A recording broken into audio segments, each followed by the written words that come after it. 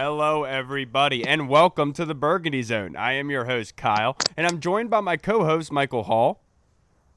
Hello, hello. And we are not joined by Michael Reed, our other co-host who's supposed to be joining us. He is still on leave taking care of his newborn son. Reed, of course, we love you. We miss you.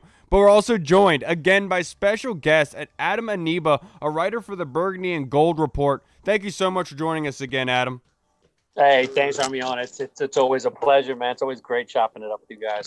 Yeah, and it's funny. Like, if we could talk about all the news that has transpired since we've last had you on, this would be a 3-hour podcast, going over everything. But look, the latest and greatest news, guys, and we're going to bring you. We're going to talk about the depth chart being released today, the first one of the 2020 season for the Washington football team. We're going to go positional wise. We're going to break down each group there and kind of talk about the player positionings there. We're also going to have a AFC and NFC power rankings for you guys later on in the show, so make sure you check that out because we're going to really detail the league. Now, that being said, guys, over the weekend, the Washington football team took social media by storm by releasing Adrian Peterson. Ho, what was your immediate reaction to that? Just like the 99.9% of the world out there, the football world out there, I was 100% shocked. Uh, I mean, obviously, he's been like the bell cow for us for the last 2 seasons. Saving grace. Yeah, literally. Like between him and McLaurin, obviously, Yeah. it's been nobody else really. And Steve Sims here and there. But yeah, just almost 2,000 rushing yards total over the past 2 years. Obviously, everyone penciled him in as a day one starter, the week one starter against Philly. So for that to be for him to get cut like that was kind of, like I said, shocking. But on the flip side, it just means great things for what they see in Antonio Gibson, J.D. McKissick. Obviously, he's been around the league for a while, but the younger guys, as you know, Kyle, I was a big guy that was high on Gibson whenever they drafted him. I had to like talk you and Reed off the ledge and be like, no. He's gonna be a great player. Just watch. Yeah. And it looks like he's gonna be the day one starter. Well, not the day one starter, but he looked like he's gonna be the guy going forward. So yeah, I mean, happy for AP for bouncing back in Detroit. Obviously, they have kind of a shaky backfield right now with DeAndre Swift. Hasn't really practiced throughout training camp, so I expected him to get a lot of touches up there with him and Kerryon Johnson. So good for AP. I wish he was still here, but I'm glad the young guys are stepping up and going to do the thing. Yeah, I was absolutely stunned by this move. We had JP Finley on Thursday, and we talked about how we asked him who he thought the featured running back of this offense would be, and his first person out of his mouth was Adrian Peterson. You know, even JP, somebody who's plugged in with the team, had no idea this move was coming, and I heard things on the pipeline that the team and the offense in particular took a very drastic change at the end of training camp, meaning something was working. They were clicking at some capacity, and the way that AP fit into the offense, it was prehistoric, if that's the best way to be able to put it. Adam, what was your kind of reaction to the Washington football team releasing AP? You know, it was just ironic because I just released an article right on the 28th of August. Washington's running backs could be the key to success returner, and I still believe that. It's a little funny to me because out of all the backs, he was the one that I pretty much wrote the least about. Pretty much, he's going to be that veteran locker room guy, blase. He's a given. So I actually was going out on a limb and saying, I've never even predicted 4, let alone 5. But I thought just because of COVID and everything going on, I thought they would go on a limb and have 5 and probably deactivate 2 of them on game day, which, I figured could last a couple weeks. And one of them I'm inevitably going to drop off. But when they released AP, man, right away, I realized what they're trying to do there. It's not just a getting young thing. It's by him playing with us right now. I figured just by looking at each back, he'd probably get around 10 carries a game. I don't see AP, throwing a temper tantrum or anything. But listen, it's an ego thing with any great players, let alone a Hall of Fame player. If he's going to get 10, literally 10 carries a game, that was what I had him envision doing with these backs, I don't think it would have worked. And I think just from as soon as he got cut, what I decided to do is go back and watch Turner's last 4 games in Carolina and basically see what he was trying to do with his backs. Because, they have McCaffrey. So, what are you going to do with him? Right. And what I was really interested in is the first game he's coached, instead of just running between the tackles, doing what his father was doing, still Eric Coryell type offense, he implemented a lot more 2-back systems. he was doing things that it was very eerie of like Oklahoma a little bit. Yeah. Pistol formations, wing T, things that I haven't seen for a while. And then all of a sudden get the CFL Canadian League thrown in with their motions. Yeah. I've never seen, if they're going to literally do that, I think they will, because again, I saw it happen a lot with Carolina, but I think there's going to be so much movement going on. What the movement really does is it helps an offensive line that just isn't good. Yes. Carolina's was awful. And it's not just something I'm coming up with. It's putting two and two together, looking through the tape, everything. I think we're going to see a version of that, but we're going to see a lot more zone read RPO, I think, incorporated with Dwayne Haskins, because crazy enough, surprising people, Kyle Allen is not the greatest athlete, but they moved him. They moved him out of that pocket. They just moved him around. And I think the fact that Dwayne Haskins looks the way he is, and he said that he spoke to the coaches and they explained to him what they wanted to see. They didn't go out and tell the media everything, but I can tell you right now, they told him, listen, you need to get a lot trimmer. You need to work on the cardio, everything, because we're going to run you this year. We're going to run you. We're going to do a lot of hurry up. We're going to do a lot of no huddle. So I think this is a situation right now that's only going to help him with an average offensive line. But losing Adrian Peterson is huge. But I think it's a blow that they can sustain, because we're not playing for a championship this year. We're playing for improvement. We're playing to get the young guys going. But that doesn't mean we're going to be bad. So, with the Eagles game coming up, I think what actually happens is we definitely throw a curveball for them, because I assure you they've been looking at film a little bit. They don't just wait till the week of. So now they're going to have to really focus on McKissick and Gibson, because those are the two guys you're going to see. I think Love is probably going to be inactive this game. I think Barber will get a couple carries. I think we'll see that for Love for the first month.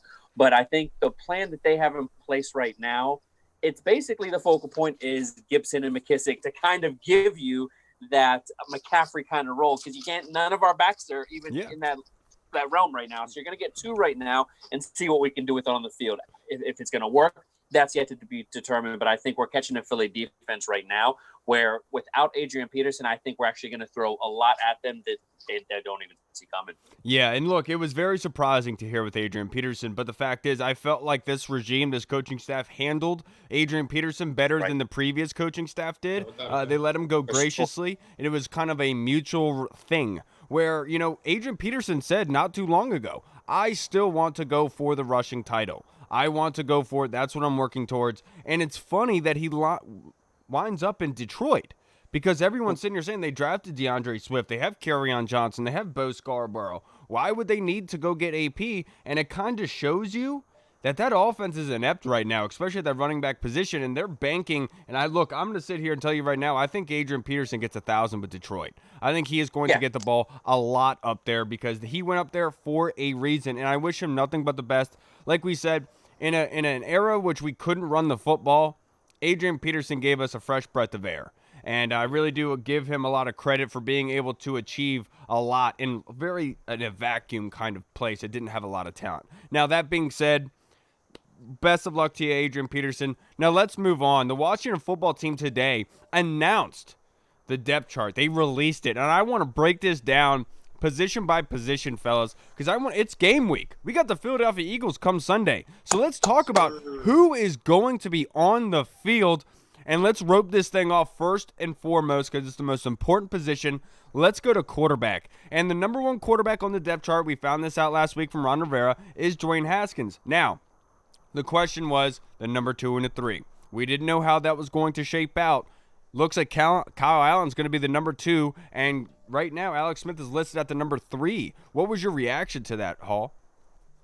No big reaction. I kind of expected that, I don't think anyone was really going to think that Alex Smith was going to be the number 2 guy behind Dwayne, at least for the first half of the season, if not more. I know that Ron Rivera was saying that they eased him into contact, like here and there, and they pretty much had a meeting with Alex and said that he was really emphatic about coming back and playing, and that's whenever Ron Rivera was sold on it. And so, do I think he'll get on the field? Maybe in a mop-up duty if we're getting blown out at some point any time this year towards the back half of the season. Yes, I think he'll get on the field with that. But other than an injury or something like that, I don't see it happening, like I said, unless it's some mop-up time or we're getting blown out at some point. But I fully expect Dwayne Haskins, barring injury, to start all 16 games and perform at a average to medium high level. Yeah, and it was great to see Alex. Was he actually even made the 53-man roster? A lot of people did not think that this was actually a thing. Now, that being said, Alex did get some 11-on-11 work, some active work there, but I just don't think he's ready to be anointed the number 2 quarterback. I think he was brought back for a reason, and I've talked about this many times in this podcast. I view Alex as kind of a player coach. Him being able to be on the field, dissecting the plays with Dwayne. We saw that earlier with the NBC Sports Washington mic'd up video that they released. Dwayne Haskins throws a pick at the corner of the end zone, trying to fit a ball between the cover 2 safety and the corner. Ronald Darby was sitting soft in depth, gained more depth, and was able to pick it off. Alex Smith immediately was right there telling Dwayne where to go with that football. That's where I think Alex Smith is. He pays the most dividends with his football team. I don't think they gain anything with him being the number 2 quarterback and having that controversy there all season. Let's let Kyle Allen be the number 2. He's more comfortable with the offense. And let Alex Smith be a player kind of coach. What was your feeling with that, and Adam? To be honest with you, it's a little surprising that they would keep him on the active roster. I think it's a great story. I think it's unbelievable, honestly. But I have watched him, and I do see him moving. I don't think he's anywhere near a situation where you're going to put him on the field, because you're talking about if he does get injured, his 21, 22 salary can be fully guaranteed. Everything left can be guaranteed. It's a huge risk. So yeah. I agree with you 100%. One of my favorite movies, Any Given Sunday. Yep. Just think of that, Washington fans. We got the Willie Beeman situation with Dwayne Haskins. And I think that, he's in the situation right now, as far as Alex Smith is, he knows what his role is going to be. If he ever plays again, I'm sure he's not going to push it. I think right now, like you said, a player coach, and I think that's probably how he views himself. It's a great situation. I think it's only going to help Dwayne Haskins. But yeah, I don't. It's COVID, so it could be. It's crazy if you have 2 in front of him, and all of a sudden Alex Smith is next up. But I don't see it happening. They did the right thing by keeping their quarterback for the practice squad. I hope they develop this Colorado kid. I watched a lot of Laviska Shenault, and I like what this kid can do. So I think that's more likely a situation we could see early on if we happen to lose 2 quarterbacks before Alex Smith gets there. I think it's kind of a little PR right now, but I'm not trying to be insensitive. But I just think it's this team right now needs all the good press they can get, and he's a great story. So yeah, it's like the with a thing of keys, in front of your kid or your puppy, dangling in front of, and that's kind of what the Alex Smith situation is, kind of bringing something bright to the situation. Now let's go to the defensive side of the football. Let's look at their quarterbacks of the defense. The linebacking core, which was one of the biggest question marks coming into this season. They had a plethora of linebackers lined up there, and it looks like John Bostic won the starting middle linebacker job next to Sean Dion Hamilton at the outside linebacker position. And on the other side, Kevin Pierre-Louis won that job. Very surprising to see John Bostic there, to be perfectly honest with you. I thought Cole Holcomb, fit that 4-3 middle linebacker spot very well. But that being said, John Bostic was given an extension the offseason for a reason. They signed this guy to a big contract because they liked him a lot. And more credit to him. The more depth behind this linebacking core, the better. What was your feeling with that, Adam? I'm going to take Holcomb at his word from, the couple interviews that he said, and his teammates have echoed the sentiments. They're going to be in and out. So just like the running back position, I think we should take it with a grain of salt, because if you just look at from top to bottom, just you mentioned KPP, John Bostic, and SDH, those are your starters. I can see Thomas Davis Jr. He wasn't brought here for just to be a leadership. He can still play. He's going to see time. Cole Holcomb's going to play. And, my guy Khaleke Hudson is a guy that I wrote about along with KPP. Is 2 of my 4 guys that I think once we get the season going, they're going to be major contributors. So you're going to see a rotation in that position based on the teams we're going to play, based on the tight ends. This is going to be a matchup defense. That defensive line is pretty much going to be the same. It's going to be a constant rotation. Yep. But depending on who we play, you're going to see them basically just have linebackers in and out. Cole will be a middle linebacker this game, and he could be a Will the next game. So I will take him at his word. I've heard on 3 shows he's mentioned that. I'm surprised, too, because honestly, I've been following him since his sophomore year at Carolina, and I thought that he should have been given the chance over Bostic. I think Bostic's role would have been better as a backup. But I'm going to trust the coaches on this and, see how it goes. But I think right now you got to take the starting positions almost on the whole team, with the exception of the offensive defensive line, with a grain of salt. Yeah, and it goes back to Ron Rivera's press conference I think a week or two ago. He talked about how in a couple sets guys work with other guys. And that's what I kind of see them working with here is they kind of gave the speedster and Cole Holcomb to the second group to kind of counteract Thomas Davis because he's more of a strong side kind of linebacker, closer line of scrimmage, a kind of edge setting kind of linebacker there. That's where it fit for me. What about you, Hall? How did you feel about that depth chart breaking down? Yeah, the one surprise to me was just like y'all just said, Bostic in the middle. I kind of thought Holcomb, just based off of last year, he had a pretty strong season as a rookie.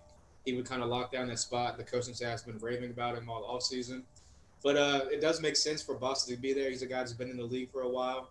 You mentioned, Kyle, he got the extension to keep him around because he was kind of that cerebral kind of guy in the locker room that teaches the younger guys.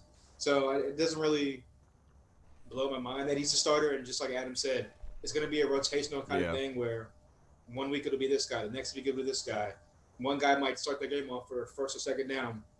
Holcomb comes in for third down. The next week after that, next week after that. So, I mean, I expected just like the running backs to kind of be a spread out kind of rotational kind of, like you said, matchup kind of defense towards the offense and the team that we're playing. So, I mean, I'm happy with the overall depth of the linebacker core with this season coming up. Hopefully, all stay injury prone or not injury prone. Hopefully, all stay healthy. And I mean, Thomas Davis, another strong veteran anchor. And I wish Reuben Foster would have been able to get back to maybe 80-90% of what he was before. But with them stashing him away on the injured reserve, I don't know if he'll be around next season. But if he is, that'll be another great depth piece to add to the core. But again, Bostic, SDH, KPL, another standout guy that Selby, JP Finley's been raving about. Yep. We had him on here, so it doesn't surprise me with him being on the starting squad. So, I mean, I'm excited again. I'll tell you what is surprising, though. Ryan Anderson was listed as a defensive end. We've heard from Jonathan Allen, we've heard from Deron Payne saying that this kind of 4-3 defense fit Ryan Anderson more as a linebacking kind of scheme, and to see that he's still there listed on the defensive line is head-scratching to be perfectly honest. That's where he's sitting. I thought that he'd be perfectly fit for that 4-3. Now, Adam, you are proven with the scouting community. Is that a surprise to you? Yes, and I'm going to give you the main reason right here. I was actually really lucky to sit down and have an interview with James Smith-Williams this year. Okay. And I had him going to the practice squad. Okay. So when all this happened, it was a domino effect, okay?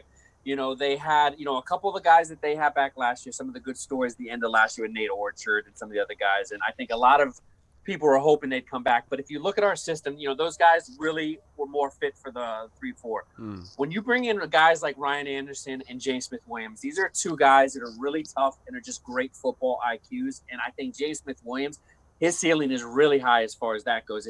His issue has always been, he's had some nagging injuries, but he said he debunked that, and it's really been overblown. So to bring it all back to in a nutshell, what I'm trying to say here is Ryan Anderson, yes, he is right now behind Montez Sweat on the depth chart.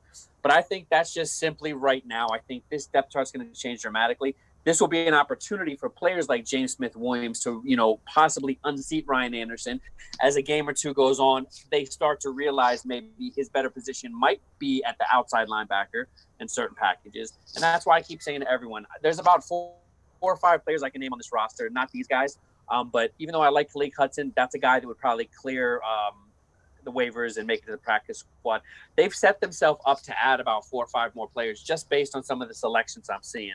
So with Ryan Anderson in that slot right now, it makes sense for him because they and I've said it on a couple of shows I've been on, they have a true vision for KPP. He's a guy I wrote about. They really like him, and they like Khaleke Hudson right behind him. I guess he's a more compliment from what Ryan Anderson does. So I don't know. It's interesting. I really like what Jack Del Rio does, but I really believe in each of these picks, there's a true plan involved. Yeah, and my thought process here is they've been trying to move Ryan Anderson. And the way that Ron Rivera kind of worded it and talked about it, it almost seemed like they weren't getting the offer they were hoping for. And so then Ron Rivera retracts and says, no, we have a plan for Ryan Anderson. We're going to make sure that he's a great athlete. We're going to make sure to get the most out of him. They release his depth chart, it almost looking like they want to pump up Ryan Anderson because it's crazy that he's in front of James Smith-Williams with everything that we've heard. So it almost, to me, So almost to me, it almost seems like they're trying to get him out of here to try to move James Smith-Williams into that backup spot, because we haven't said yet, we have struggled to do so. James Smith-Williams is listed as a third end, and Ryan Anderson is listed as the second behind Montez, so that's why we're talking about James Smith-Williams hopping him. And look, I really hope that happens for Ryan Anderson, because the kid is very smart, very talented. He came at the wrong time, wrong place, wrong time. Agreed. Yeah, I don't see. I like him in certain situations, but listen, we have Chase Young, Ryan Kerrigan, and Montez Sweat. Now, I don't think we need to be figuring out creative ways to get him involved, right? Because, like we said, I think that when you have James Smith-Williams, he's not kind of one trick, because you're not going to stunt Anderson up the middle. One thing that Del Rio said is he likes that James Smith-Williams can do that. He can put him in defensive tackle and sub packages. You're not going to do that with Ryan Anderson. Right. And that's why I'm perplexed about putting him in the DN role. Mm-hmm. But I think you called it. Again, I'll put him on the list with the guys. Don't be surprised if he's not here in a couple weeks. Yeah. Because I think this is all setting up to seeing we have no preseason, we have no scrimmages. The only way we're going to truly see what the best combos are, who's on, is on live action. So again, it's going to shake up. It's going to shake up because this is how good rebuilding teams work. Absolutely. I 100% agree with you. Now let's move back to the other side of the ball. Probably the biggest question mark outside of the offensive line is the wide receiving core. Obviously, everyone knows Terry McLaurin is the number one wide receiver.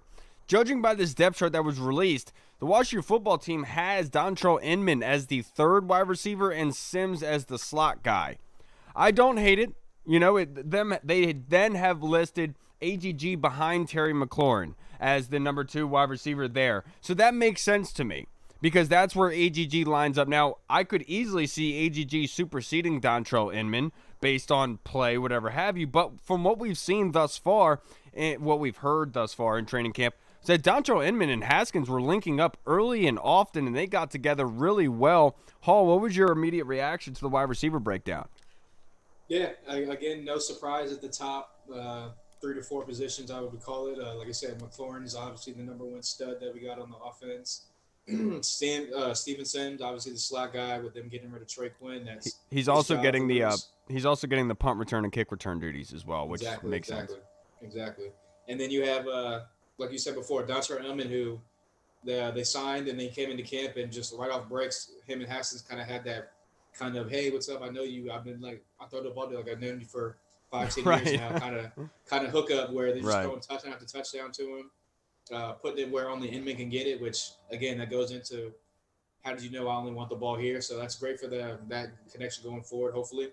And like you said, I can definitely see AGG at some point in the season, hopefully, if everything goes right, superseding Inman to get more reps and more plays on the field. That's what they drafted AGG for, to be that kind of opposite guy of Terry McLaurin. Mm-hmm. But again, at the end of the day, Inman, he's been around the league. He's bounced around for a while. He was a pretty good receiver when he was with Phillip Rivers down up in San Diego. And he was a kind of a deep threat guy. And then he moved on to Indianapolis, which was kind of unheard of. But, yeah, I kind of like where they're at now with the three guys.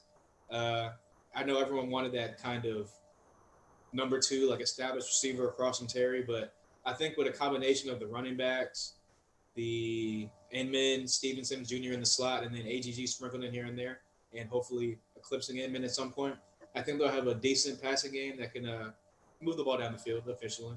Yeah, I'm really concerned about this because it only has 4 wide receivers on the depth chart. You know, that screams chaos right there. But what it tells me is what I've been thinking all season long. We're going to see a lot of jumbo sets. And what we're going to be seeing is what Adam was alluding to earlier, which we're going to get into with the running back depth chart. But multiple running backs at a time, and the way that Scott Turner used Curtis Samuel is how I see him using Antonio Gibson. That's why they only have 4 running backs listed, and they have Antonio Gibson listed as a backup running back because he's actually going to be moving a lot. I would really be surprised if Gibson doesn't see 70% of the snaps, to be honest with you. Oh, yeah.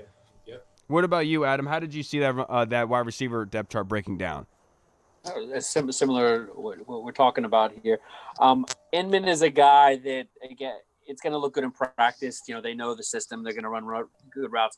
But I'm telling you guys right now, just go watch some Ohio State film. You know, I'm a film junkie, so that's what I do. I'm a loser when it comes to that. But Dwayne Haskins made a record year at Ohio State for doing one thing, and that's underneath passes, that's quick game, that's screens. And McLaurin didn't get all the hype, but what McLaurin did is McLaurin was laying the wood on people, and Campbell, who is with the Colts now, was getting big plays. And it's simple. It's a number system. It's going to be really player friendly. For the first couple of weeks, I'm sure of this. Until the offensive line gets set, you're going to see a ton of this. So what you're not going to see a ton of is straight ahead running through the tackles. You're not going to see this shotgun 4 wide receivers bomb downfield. If it goes downfield, I think it's going to be when the pocket's rolled out and Dwayne Haskins has a chance. Similar to that, everyone knows that famous Philly pass where it got called back, a 65-yard pass to McLaurin. Yeah. That's where he's on his best when he's out of the pocket. So we'll see that here and there. But I'm telling you guys, from right now, just like you said about, Gibson and the roles with Curtis Samuel, DJ Moore, McCaffrey over there, it really translates to the talent we have with Steven Sims, Gibson, and McLaurin. It's really interchangeable. The only difference here is, other than McCaffrey, I think we have more talent than the rest of their group did. So I think with the speed and everything that they have now, putting the ball on screens, short passes, crossers, anything not past 5 yards, that's where we're going to see the big plays.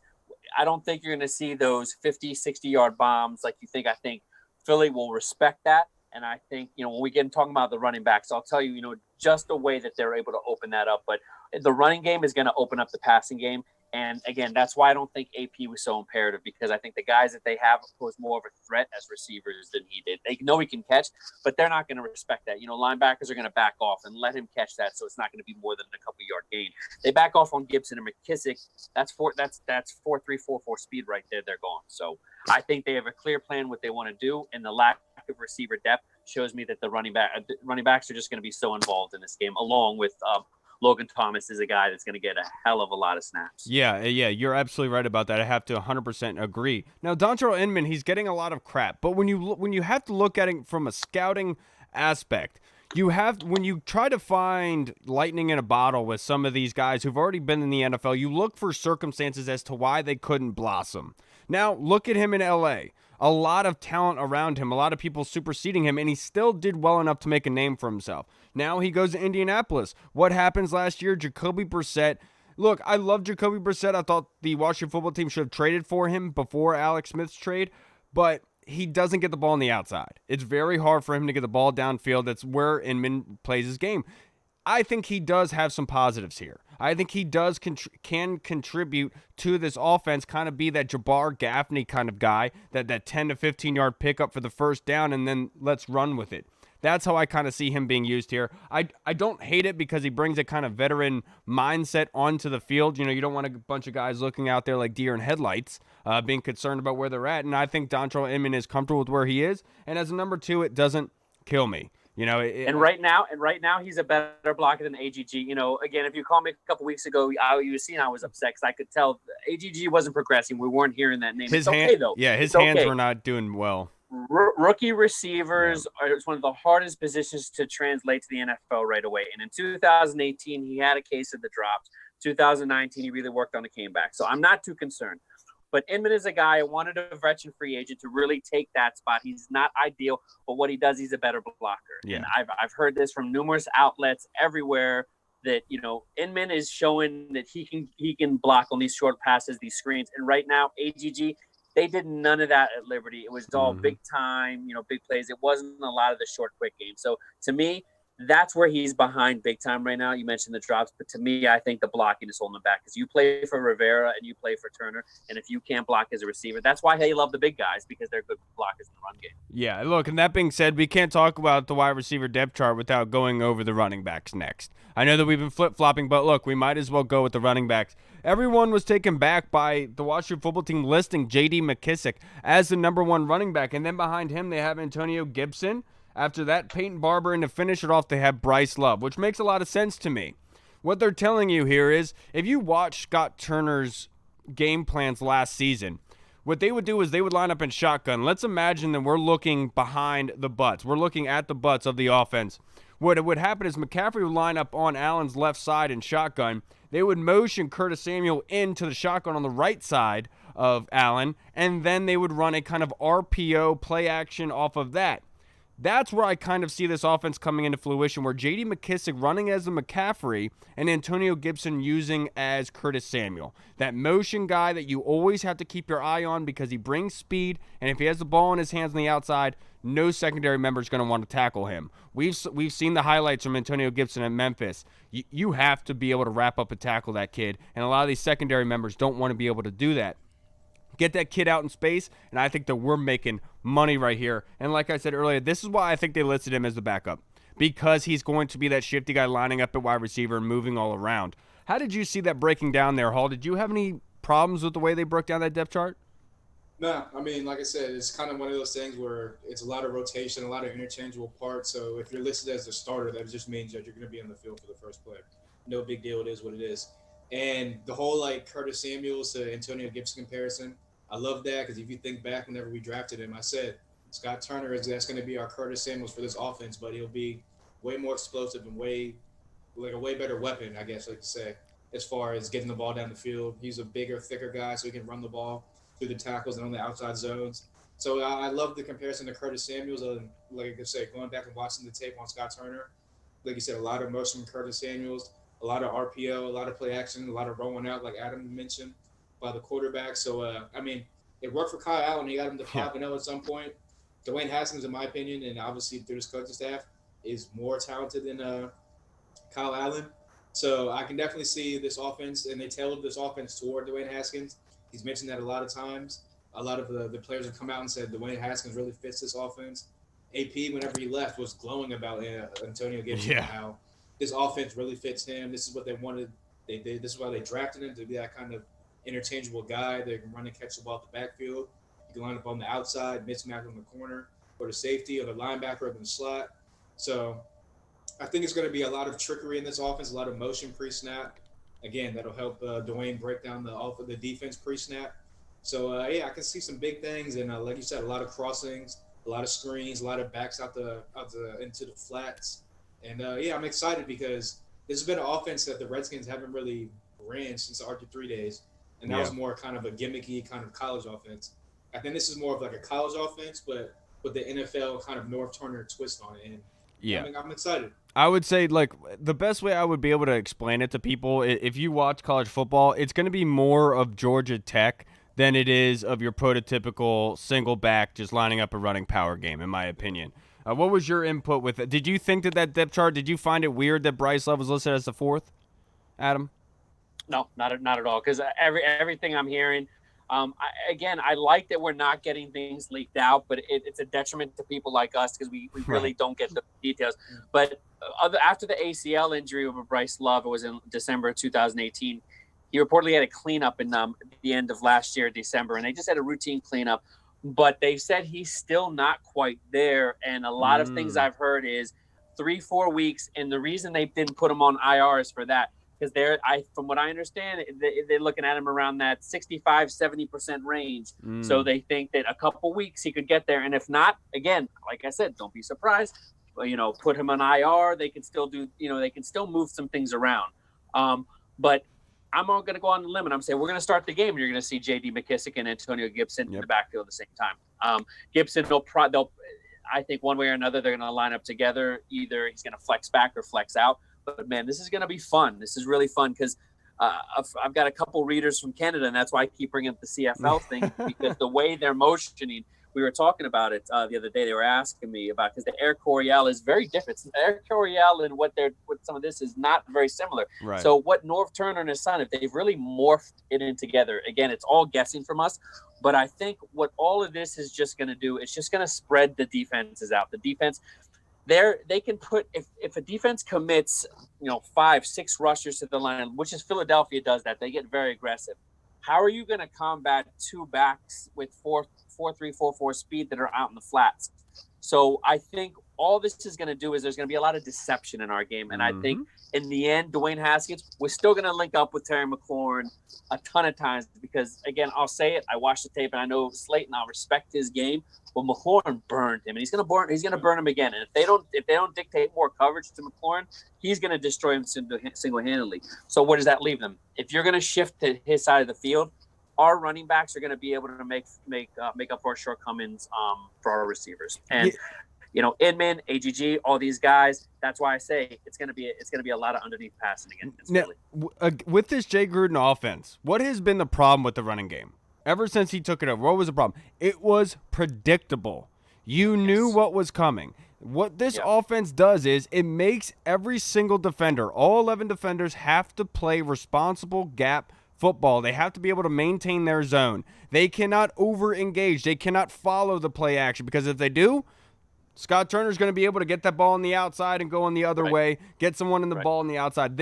I think this offense, I know I've said it before, but this really gears towards Dwayne Haskins. This takes a lot of eyes off of Dwayne. That way, Dwayne can kind of move in mysterious ways, because all of those eyes are on the motions. All of the eyes are on the talent guys who could have the ball out in open space, and then Dwayne can hit you with that play action to hit Terry for 60 yards downfield with that cannon of an arm on the run. We've seen it before, and that's how I see this kind of breaking down. I absolutely love this from this team, the way that they're breaking down the running back position. I felt like Adrian Peterson was just... He was just not a mismatch, but he didn't fit.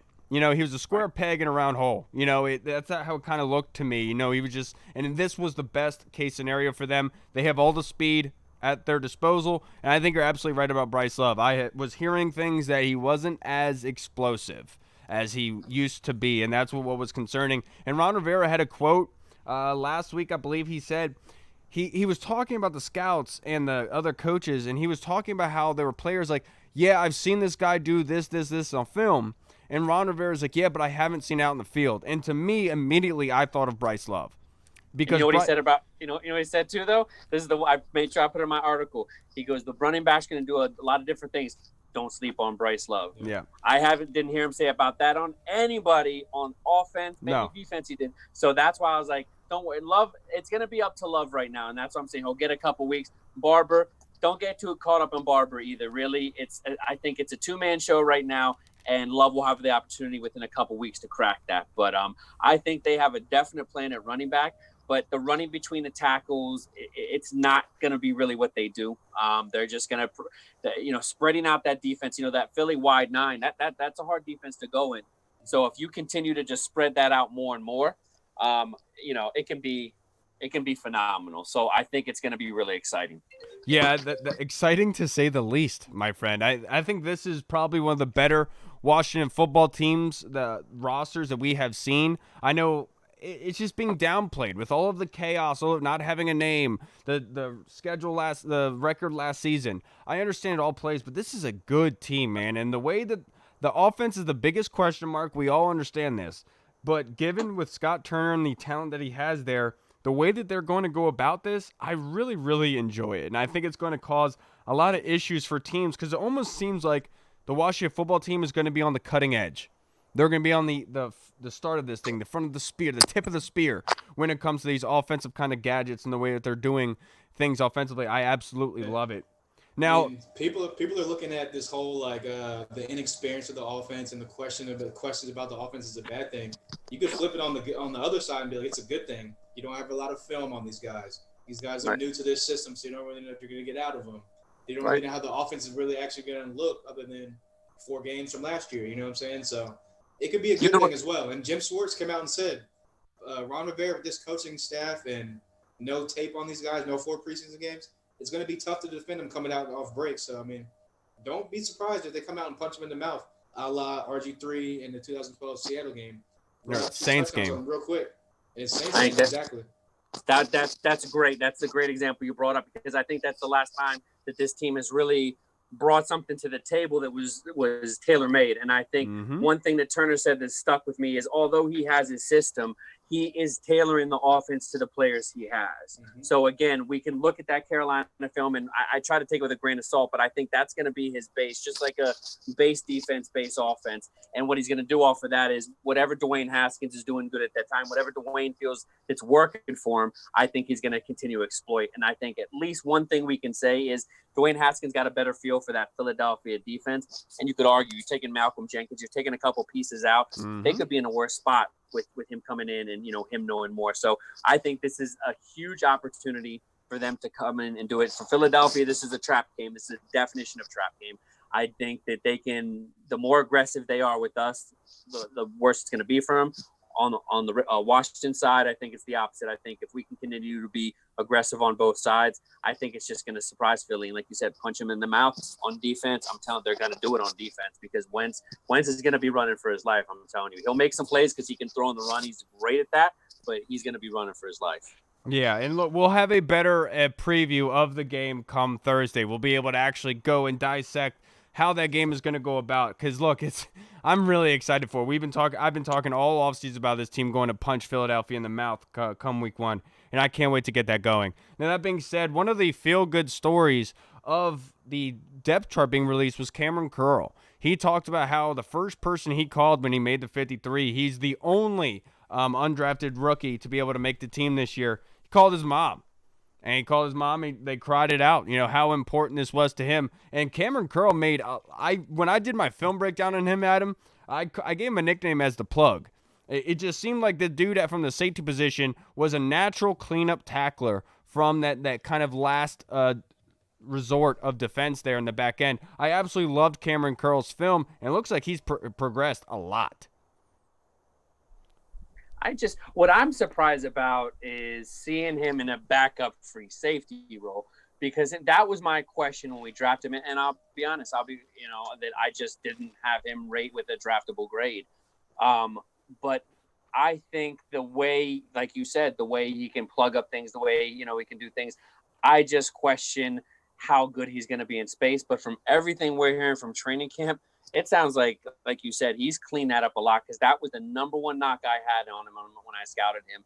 I scouted him after we got drafted. A quick scout on him was that playing single high, playing deep is going to be an issue if he's put in that position. We'll see if they do that. But from what I understand right now, Apke is going to see that position. So if for some reason Apke goes down, I was surprised to hear that it would be Curl instead of Everett, because Everett has pretty much been the backup for both sides. Mm-hmm. But again, it'll be interesting to hear how it goes, because Curl is among a couple players on the roster that I think are expendable, that they could make to the practice squad, because I feel we're going to see some players become available. But if they have confidence right now that he can do that, I hope he must be good on special teams, because you're not going to just do it for making a couple plays in practice. So I like all the youth. Yeah, Cameron Curl outplayed Sean Davis, who the Washington football team paid $2 million roster bonus early in the offseason to bring him here, and he beat him out.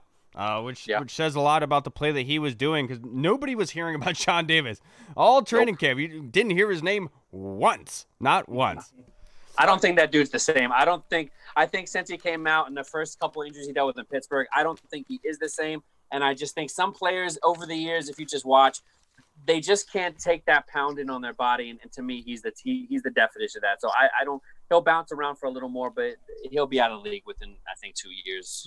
He doesn't have it. He's a college baller that just really, a lot of fans wanted him coming out, but I could see a lot of knocks on his tape, and I labeled him as a bit brittle when he came out. So I guess I was right on that. Absolutely. So let's this is the first week of the NFL, people. So let's break down the power rankings. Now, I don't want to do the full power rankings because we're running kind of late here, but let's do the top 10. I think top 10 of each conference wouldn't be a bad idea at all. So let's go with the AFC, and I'm going to go with my 10th best team in the AFC, and I think that's the Las Vegas Raiders. I think this is a team that is climbing up. Mike Mayock and John Gruden are building a good team out there. They traded away Lynn Bowden, one of the 3 wide receivers that they had drafted in this draft. Henry Ruggs being added along with Josh Jacobs and Darren Waller. I think that is a very good offense. I don't think they're going to make the playoffs by any stretch with just a front-loaded kind of AFC here, but I have them as a 10th overall team. Who do you have at number 10, Hall? My number 10 team,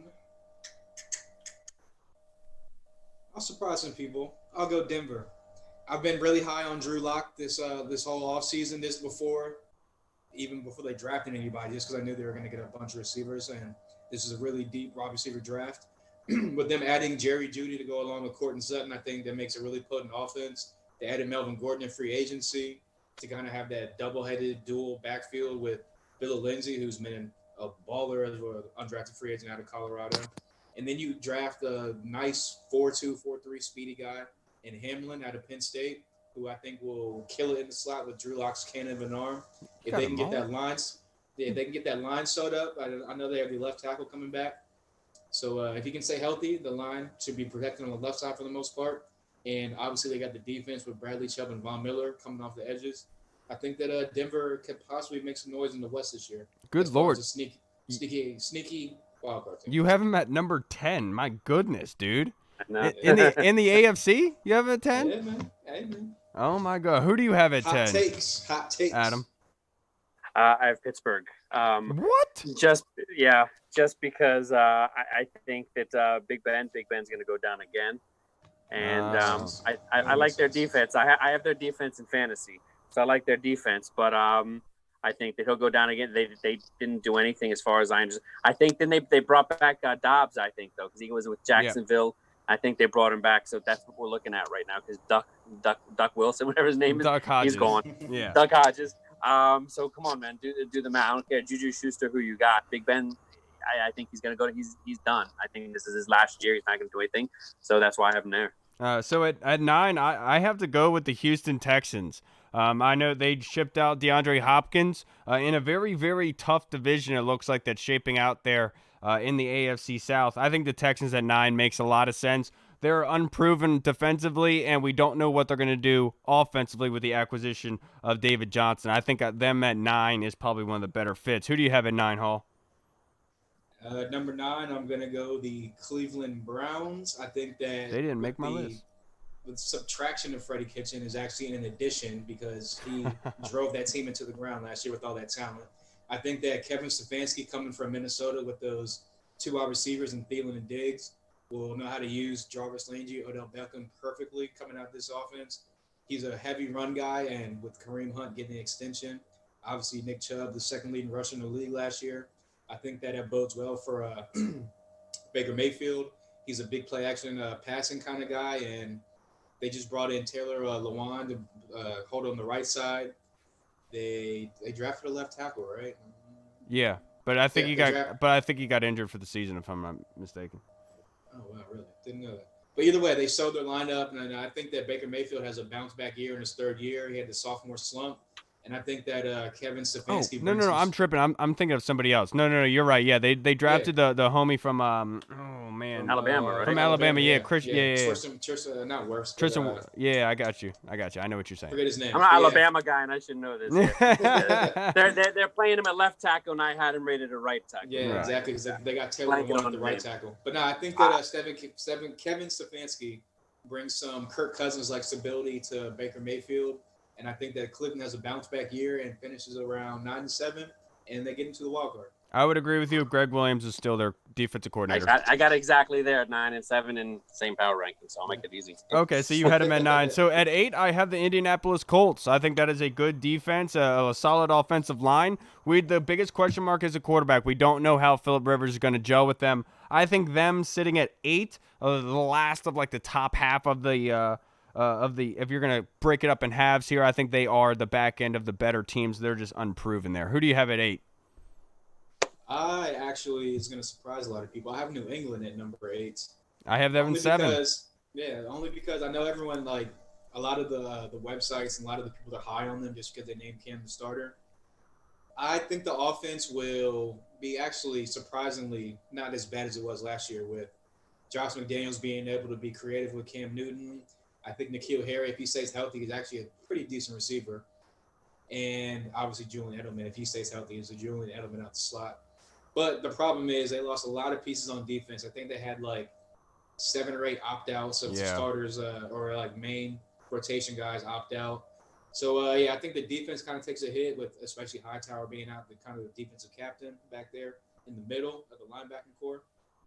So I have them at number 8. I think that Cam Newton has a pretty decent year, gets a pretty nice size contract at another team next year, but I just don't think they have enough pieces defensively to kind of stay with those kind of high-powered offenses towards the top of the league in the AFC. You agree with him, Adam?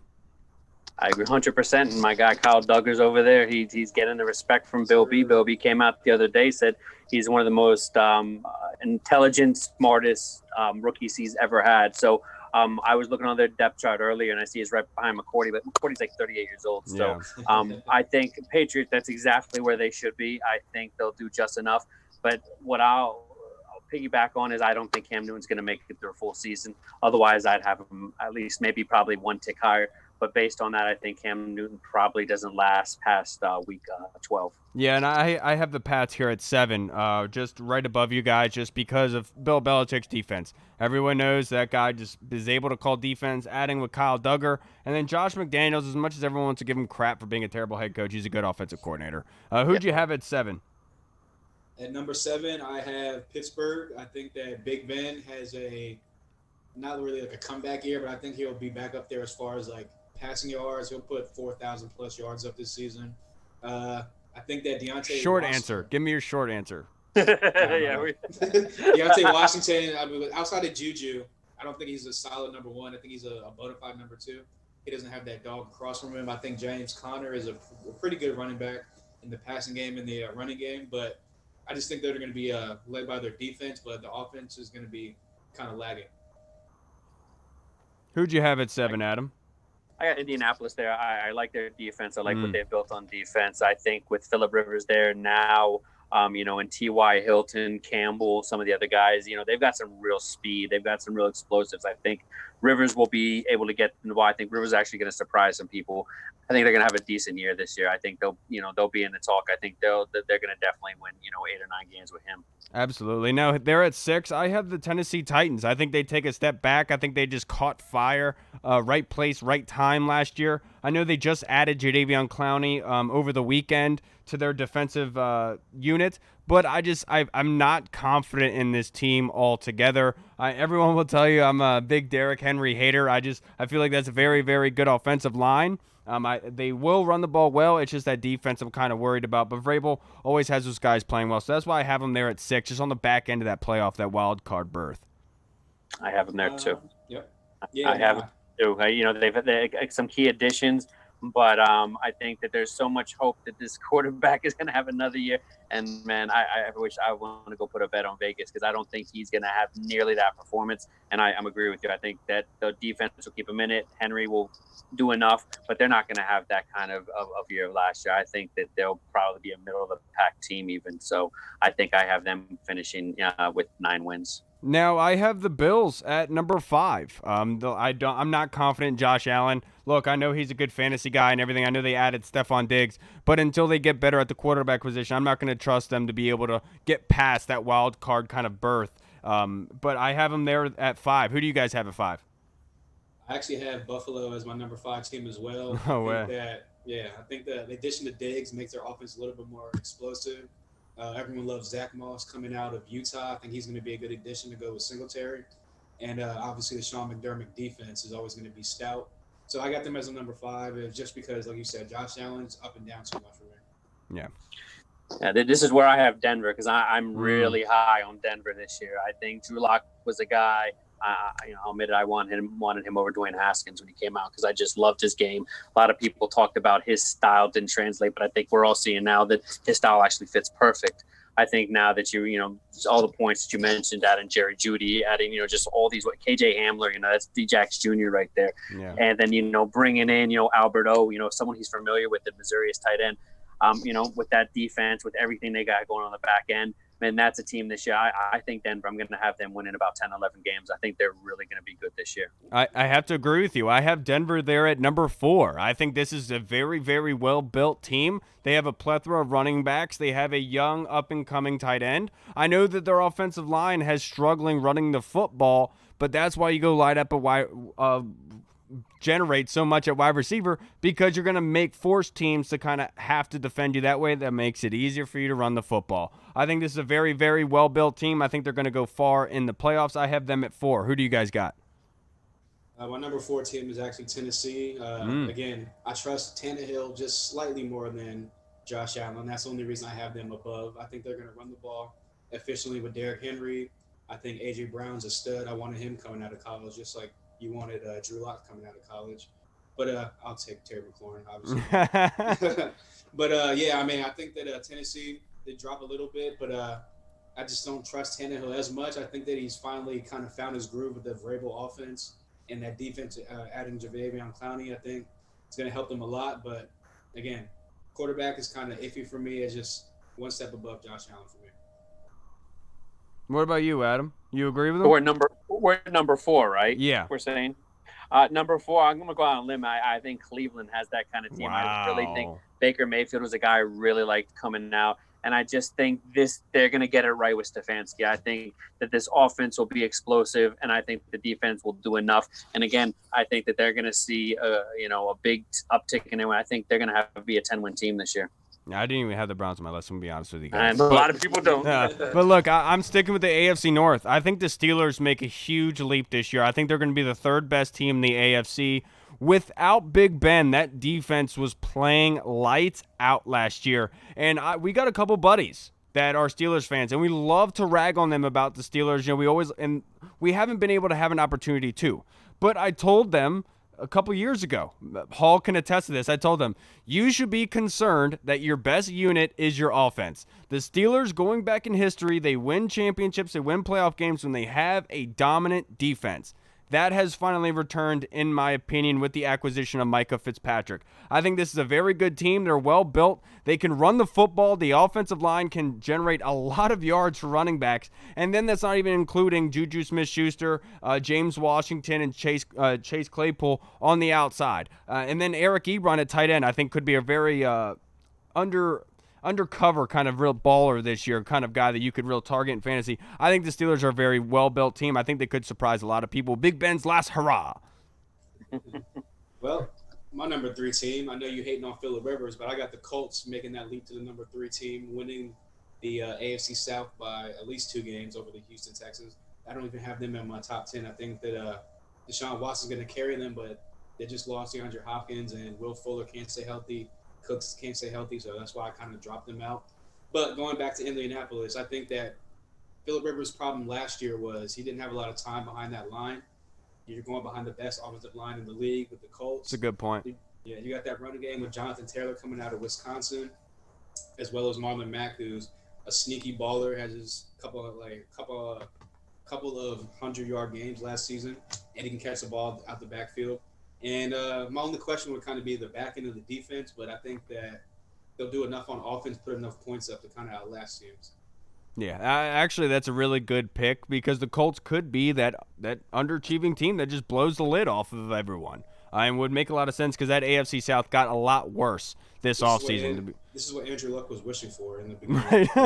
It's so true. It's so true. Who did you have at number 3, Adam? I had Buffalo. I think that they're going to be that team. They're going to be that team surprise.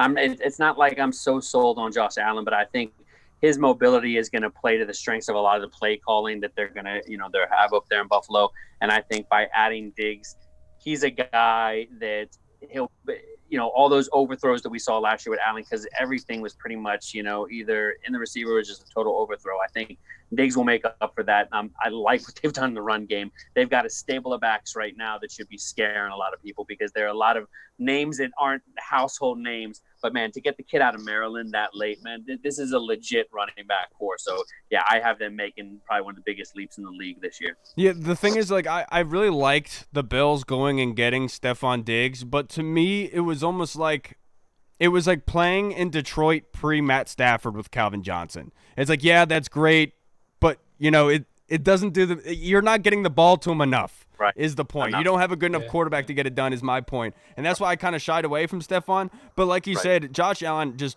really gels with that team well, and they have a very good defense. It's underrated, and that's why it keeps them in games. The one team I love to compare the Washington football team to is the Buffalo Bills. If you can play that good of defense, have a solid running game, you can go far in the playoffs. It's just can you not turn over the football late? And Dwayne has shown that he can do that. Now at number 2, I have the Chiefs. The difference here is it's really hard to be able to differentiate between the Ravens and Chiefs, but the difference for me is the defense. I just feel like the Ravens have a notch above the Chiefs on defense just because the way that they're built, and they took Patrick Queen, who I thought was the best middle linebacker in this draft. The dude is a stud, and he's going to come in thumping. I think the Ravens are number 1. I have the Chiefs at number 2. I have the same as you, bro. Yeah, I actually agree. I think Calais Campbell coming in for the Ravens. Yes, huge. So up the middle of that defense for them because obviously Derrick Henry destroyed them last year. Yep. So with him coming in, like you said, Patrick Queen kind of stopping up the middle behind Calais Campbell is huge. Obviously, great cornerbacks. Great Earl Thomas secondary. isn't funking the place up anymore. Yeah, Right. exactly. Yeah, even without Earl Thomas, they still got a great defensive backfield, and obviously you bring in J.K. Dobbins, go with that lethal running game. I mean, that team is just stacked. That's what it's about. Like, they can sustain injuries. Yeah. You know, that's how I look at a team this high in the power rankings. You know, can they sustain? They can sustain it on almost everywhere except for quarterback. You know, a lot of people will talk to RG, but they don't want Griffin being their starter. It's spot duty for him, okay. But I think they can sustain in pretty much all positions. You know, Hollywood Brown's a guy I loved. I think he's going to really ball out this year. And I think that we're going to see a morph of that Baltimore offense, because this is a league where you can't do the same for long, expect the same result. So I think you're going to see a little more airing it out that we saw in the past, because I think they've really built up that receiving core a little more. And I think that led them to, you know, they had a little bit of plethora at tight end. So I think by moving one of their tight ends and really committing in the draft to some more prospects in the receiving game, I think you're going to see Jackson air it out. Because, again, I've said it for not the draft. I thought that, you know, he would be a great one to develop in the second round, and he could be really good. But, you know, I was never on board with the whole wide receiver running back conversion crap with him. To me, he's legit. He's going to have probably one of the best years of all the quarterbacks this year for sure. Yeah, absolutely. That running game is absolutely just amazing. And like Hall alluded to, they also drafted J.K. Dobbins, who in that the rich get rich.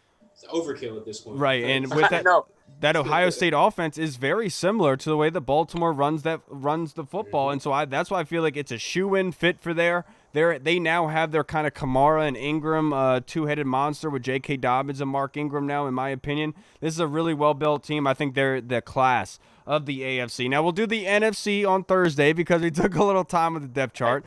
But that's what happens when you're having fun, baby. And That's right. Before we let you go out of here, Adam, I have to get your prediction for Sunday's game and for the season.